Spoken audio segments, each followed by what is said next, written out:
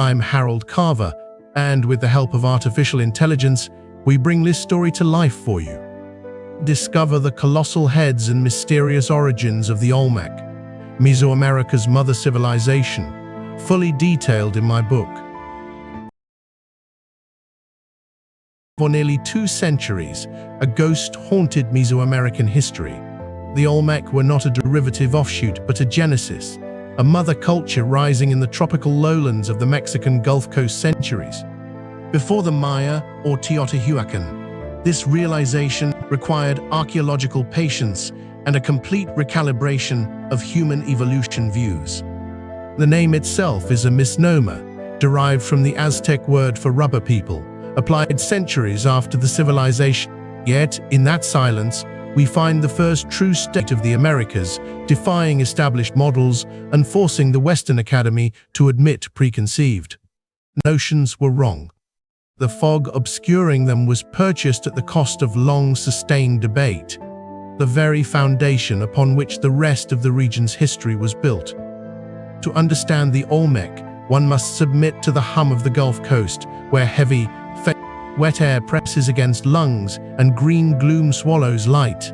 This is not a landscape of austere stone or dry harvests, but a violent, verdant fecundity where land and water engage in an eternal struggle. Indigenous populations, emerging here 3 millennia ago, faced an environment resisting settlement, yet offering unparalleled rewards to those mastering its rhythms.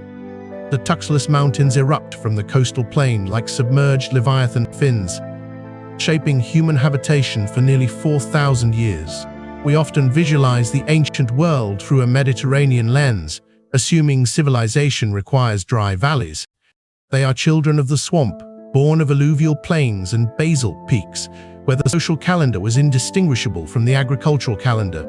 Standing upon the red basalt plateau of San Lorenzo Tenochtitlán, yet silence belies the cacophony of human ambition echoing between eroded ridges.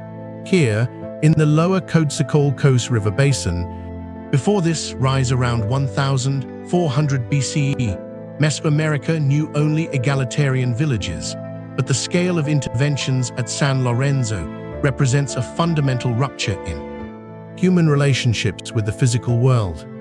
This was the first capital city of Mesoamerica, where the state concept was materially inscribed into earth through leveling mountains and carving drainage channels.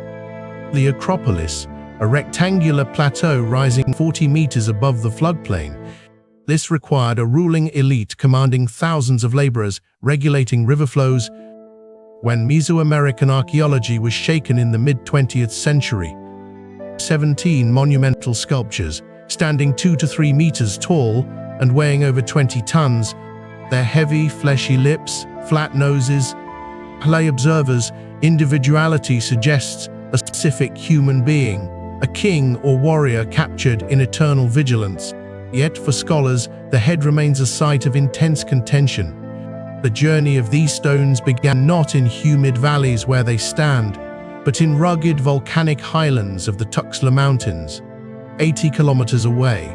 This logistical nightmare forces us to reckon with Olmec statecraft scale. To approach the religious landscape of the Olmec is to enter a world speaking in stone and earth rather than ink and papyrus. There are no surviving libraries of codices. The Olmec voice is silent, yet their religion is encoded into monumental architecture and ritual caches buried beneath earthen pyramids. When standing before the Great Pyramid of Levanta, but at the axis mundi of a cosmological universe, the central figure is the human-jaguar hybrid.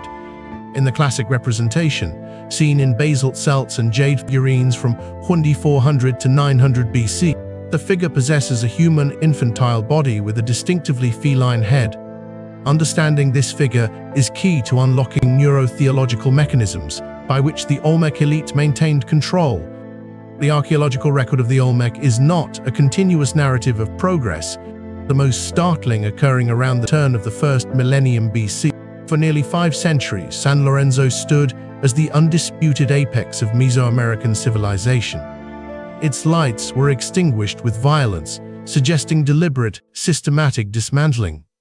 Evidence beneath modern soil of Veracruz tells a story of iconoclasm so thorough it was designed to erase the memory of the site's former rulers. This abrupt termination coincides almost exactly with the rapid ascendance of a new center, located 80 kilometers to the southeast on a small, mangrove-fringed island in the Tonalana River Delta.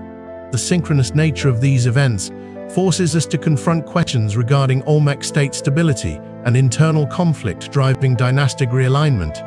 The case for deliberate destruction was first articulated by Matthew Stirling in the 1940s. The transition from San Lorenzo to La Venta.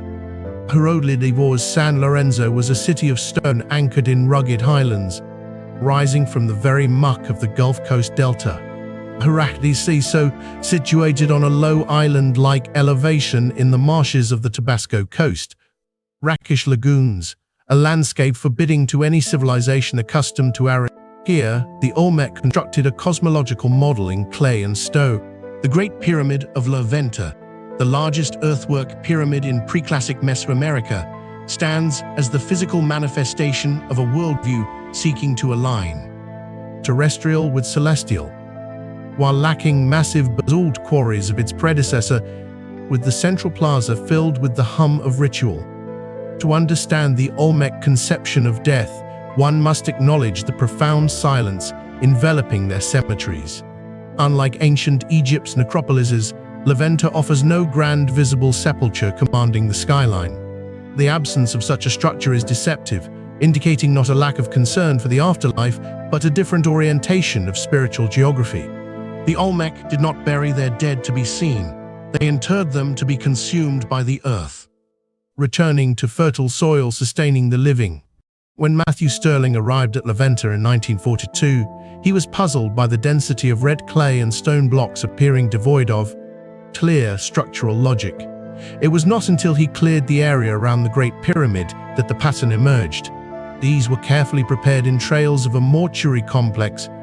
If such elaborate deposits were hidden beneath the floor of the sacred plaza for the dead, the economic architecture of the Olmec world, but a sophisticated continent-spanning network connecting the humid lowlands of the Gulf Coast with the high mountains of the Maya region, plateaus of central Mexico. To understand the rise of San Lorenzo and the florescence of La Venta, one must look beyond the monumental stone heads to tangible materials. Underpinning Olmec society, the green stone, the black glass, the elastic caoutchouc, and the magnetic iron ore. These were not merely commodities, they were physical manifestations of cosmic order, and the medium through which the Olmec elite exercised control. The procurement of jadeite from the rugged Motagua River Valley in modern-day Guatemala, and the collection of rubber latex from coastal swamps. It was a system demanding specialized intermediaries, the establishment of way stations, and the projection of power over distances of hundreds of kilometers. To view the Olmec in isolation is to misunderstand the fundamental nature of their influence and the mechanics shaping the trajectory of Mesoamerican history. The artifacts emerging from San Lorenzo and La Venta were not merely local curiosities. With remarkable velocity, this phenomenon, termed the Olmec Horizon, represents the emergence of the first truly pan-Mesoamerican cultural sphere, a period roughly spanning from 1200 to 900 BC. The definition of this horizon rests on the sudden and widespread appearance of specific stylistic motifs, most notably the colossal head, the word jaguar, and the feathered serpentine Sansan regions geographically distinct from the Olmec heartland. This is not a story of a monolithic empire marching out to conquer, but rather a complex process of cultural osmosis and elite emulation.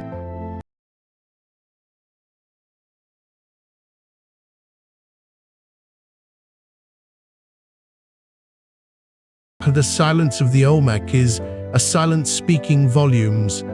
Unlike the hieroglyphic scripts of Egypt or the cuneiform of Mesopotamia, for decades, scholars like Michael D.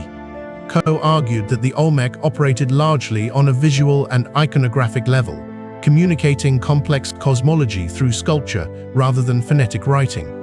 This hypothesis posited a gradual diffusion of intellectual technologies from the Gulf Coast to the highlands. However, last 2 decades of archaeological discovery have shaken this assumption to its foundation, suggesting instead that the seed of Mesoamerican writing and the calendar, the transition from the iconic to lexical represents, and the Olmec appear to stand closer to this threshold.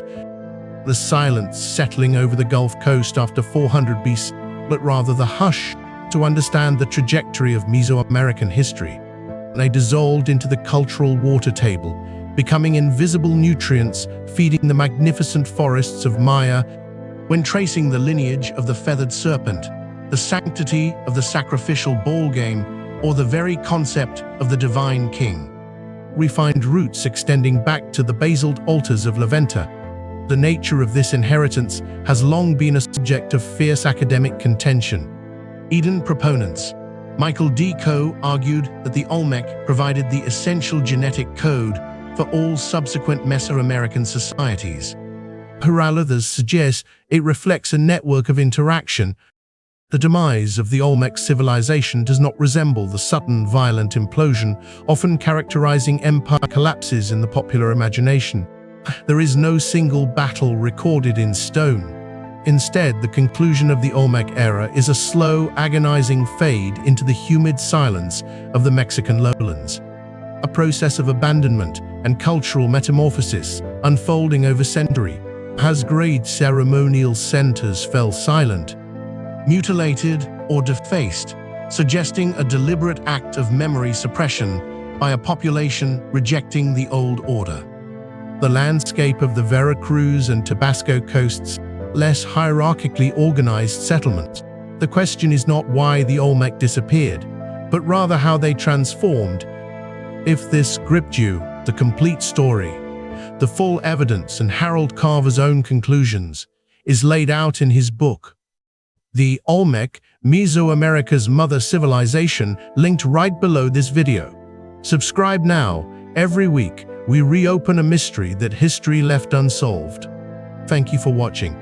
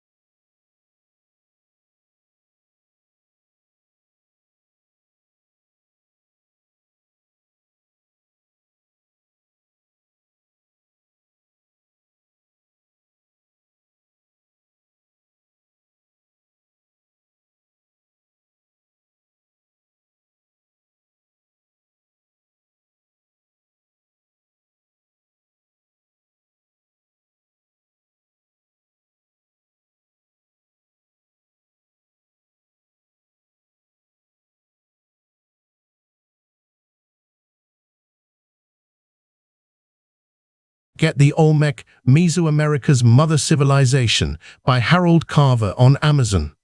The link is in the description. And subscribe for a new investigation every week.